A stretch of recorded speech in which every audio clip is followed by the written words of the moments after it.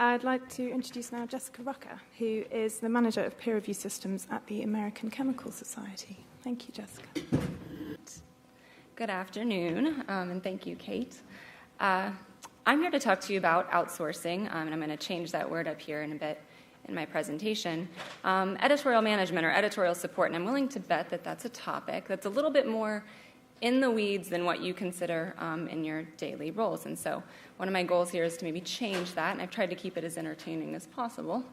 So here's where I'm coming from. I'm with the ACS Publications group. We have 49 peer-reviewed journals, and within those journals we have about 425 editorial offices.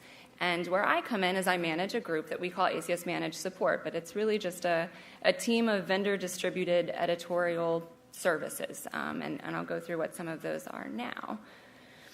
And so what I want to do with you today is talk with you about editorial management as a profession, and you've probably not really looked at it that way, and so I'm hoping to change that. 3 reasons that I think you should consider professionalizing if your society hasn't already done so. And I do want to advocate for dropping the word outsource from your vocabulary when you're talking about this activity, because there is such a negative connotation that comes with that word, especially when you're talking to editors that aren't used to having somebody outside of their office supporting their functions. And then we'll talk about overcoming transition obstacles. So, since it's late in the afternoon, we can't get through this without any audience participation.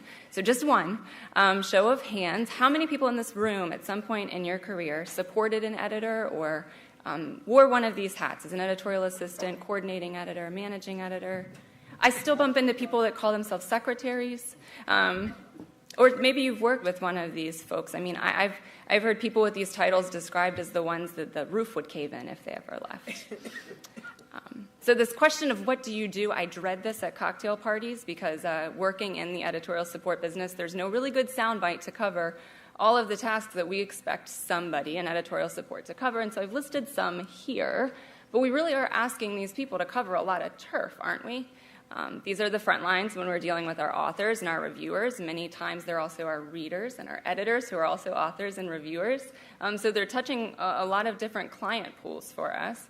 And they're also performing some pretty critical tasks. So think about the tools that they're using to disambiguate authors or to maybe uncover any potential peer review fraud.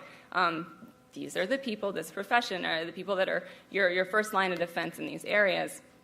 And at the ACS, and I'm sure this is true in your organizations, we're asking them to be familiar nowadays with a lot of technical systems. So I've just listed ones up here that apply to us. I'm sure that many of these apply across the board for your groups as well. But we really are asking them to be technical experts in almost a new tool every quarter.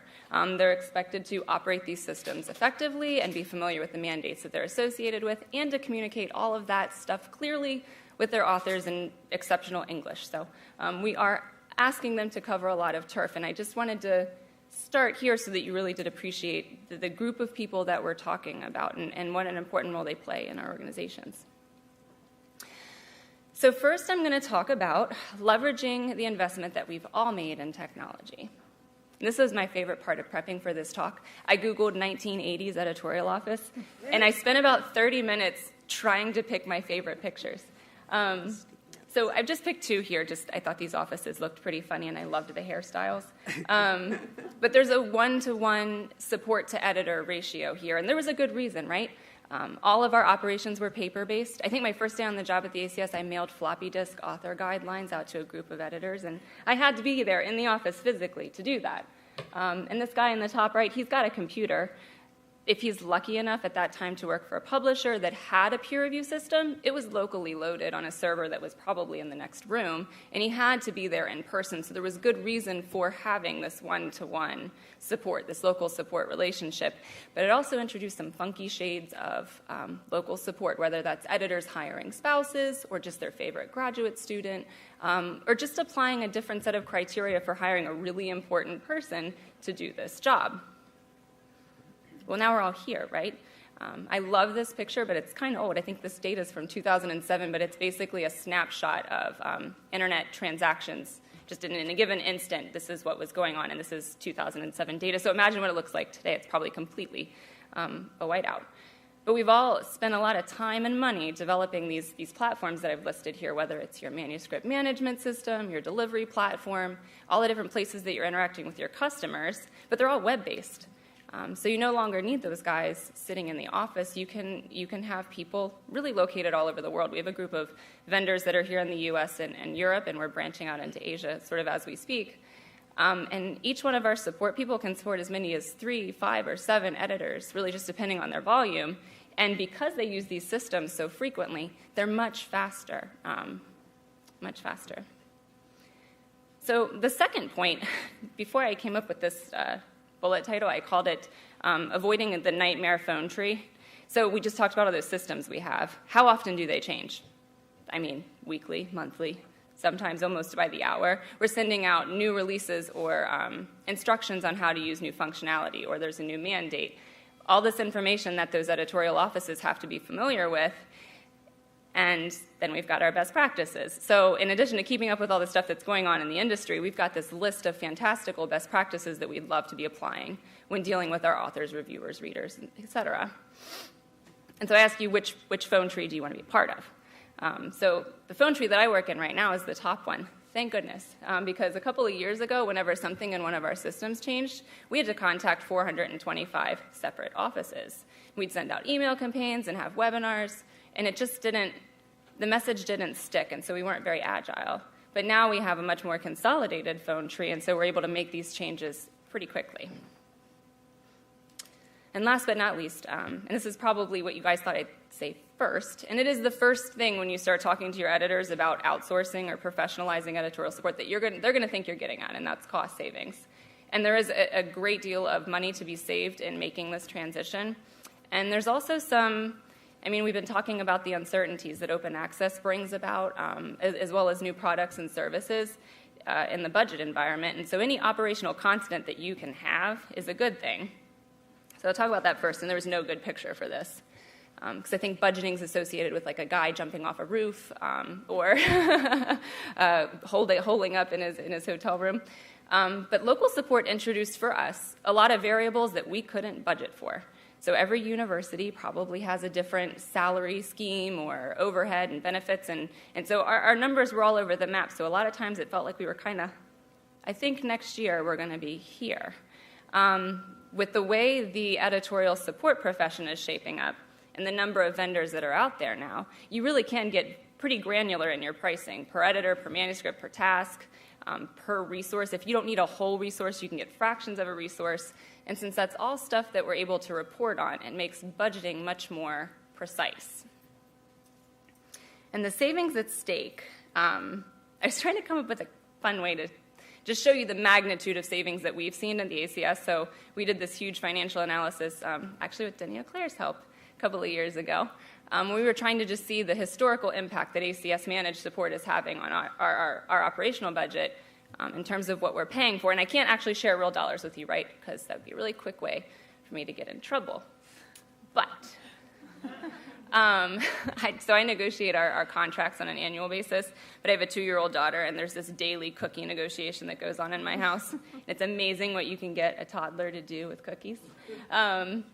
So local support per manuscript, we are paying almost 3 cookies, and we see 1 or less on the vendor outsource portion. So you're really looking at a pretty significant magnitude of savings. When you multiply that out over the hundreds of thousands of submissions and editorial offices, you can see what kind of impact this can have on your operational budget. So, and I'll click through these so you don't have to do the annoying slide build with me. This is what if I had known this a couple of years ago when we embarked upon our large transition, I would have told my old self. So come to terms with the fact that change is super difficult for this particular group of people. I mean, change is difficult for all of us, but we're asking, in our case, a lot of academics to lose one of the most important people to their daily activities. One editor actually told me once that it would be like if you took my phone away for an entire week, and that's kind of a nightmare. So whenever we start talking with editors that we're transitioning, we make sure that we put that right out in the front. We know how tough this is going to be for them. Someone's trying to get out of here. The second thing I have up here is kind of a duh moment. Communication is key. We're in the business of communicating, but I mean over-communicating. So we failed at making this transition initially at the ACS. We made a first shot, and it just tanked because we weren't being very honest with our editorial group. We weren't saying, you know, we're doing this financial analysis, and here's how. Here are the things that we're considering. We'll update you when we have results. Ultimately, that's the path we went down. It was much more successful than our first shot of just bringing it on them. Balancing messaging is really all about balancing the humane with the business. Obviously, there's some serious business discussion that you have to have with your editors about why you're making this move, but the assistants that you're talking about have probably worked for your journals for 5, 10, 20 years and have been a really critical part of that editor's life, not just their professional life, but get to know somebody after a while. Don't act unilaterally. This probably should be up there as my very, very top point. You can't come out and say, you know, as a business, we've done this business analysis, and it's going to save us a whole bunch of money, and here's what we're going to do. Because all the editors are like, well, you didn't ask us. So we put together a task force of, I think we had 7 of 425, so it's not huge, but we shared with them really detailed financial information and then some pretty scary operational situations that we were looking at, and let them help us make the decisions about scheduling and prioritization and how we were going to share things out. So then when we were sharing our plan, we got to say, you know, we involved this task force of your colleagues. And then don't lose the personal touch. Just because you're turning to vendors for this particular type of work doesn't mean they should never meet them. Our most successful managed support relationships actually involve us flying somebody out to a national meeting where we have an editorial board meeting, and they get to meet the editors that they're working with. I think that's super important. And then last but totally obvious here, choose exceptional vendors. There are a lot of new vendors in this space, but a couple of years ago that wasn't the case. I would definitely make sure that you're working with somebody that's now wrapping themselves up in this profession. There's an entire society dedicated to addressing and supporting the profession of editorial management and support. So I wouldn't just jump with a shop that has experience in production or one of the other ancillary services. I would choose somebody that's involved in this particular space. I think that's it for me. Thank you.